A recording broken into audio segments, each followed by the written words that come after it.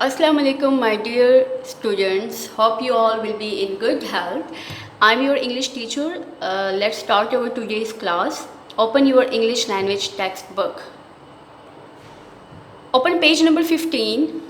Open page number 15. On page number 15, we have countable and uncountable nouns.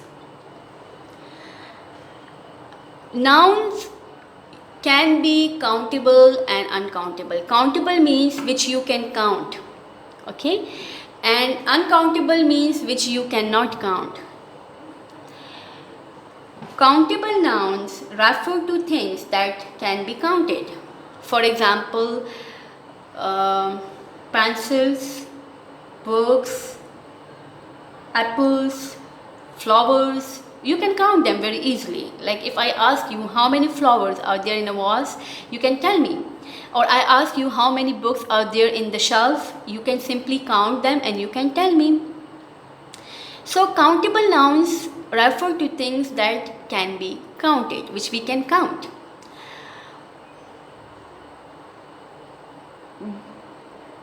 These nouns can be observed by our senses.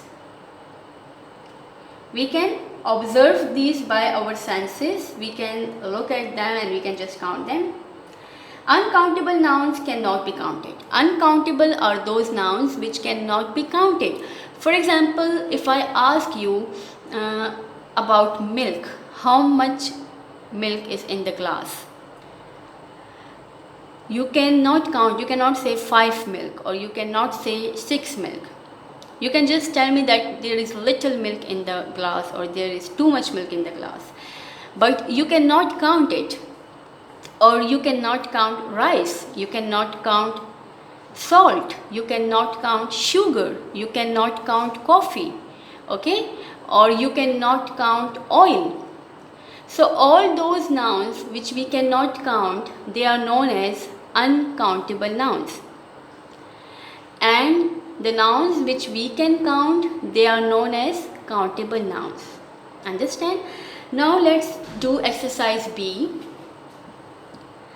Underline the countable nouns and circle the countable nouns.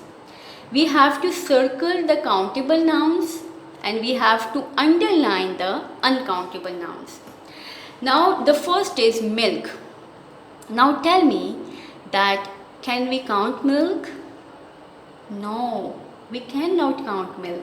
So it's an uncountable noun and I'm supposed to underline it. The next is sheep. Now sheep is countable. Okay, we can count it, so I will circle it. The third is salt. Can I count salt? No, I cannot. We cannot count salt. So it's uncountable and we are supposed to underline it. The fourth is book. Yes, book is countable. So we will circle it. The next is sugar. Can we count sugar? No, we cannot. So we will underline it. Tomato. Yes, we can count that how many tomatoes are there in the fridge. So I will circle it. Cookie. Yes, we can count it. So we'll circle it. Snow. Can we count snow? No, we will underline it. Cream. Can we count cream? No, it's uncountable. So underline it. Chip. Yes, we can count it. Circle it. Fish. Yes, we can count it, that how many fish are there in your aquarium. So circle it. Pear. Yes, it's countable.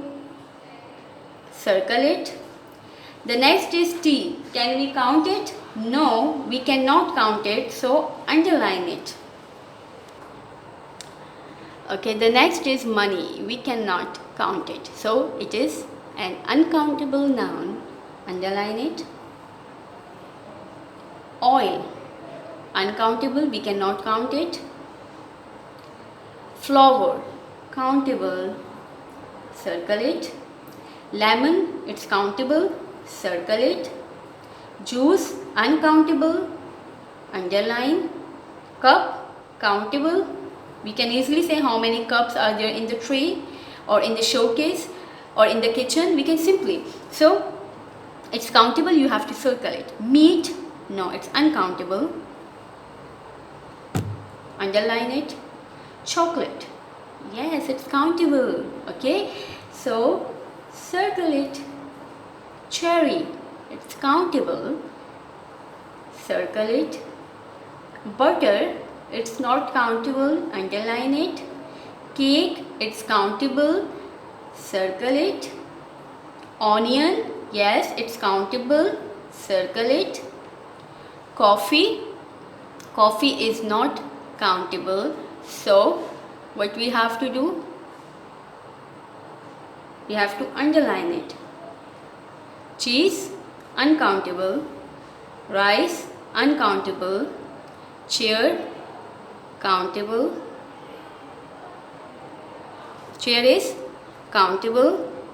And plum, it is also countable. So this is all about today's task, countable and uncountable nouns. Hope you would have understood. Thank you all. Take care of yourself. Allah Hafiz.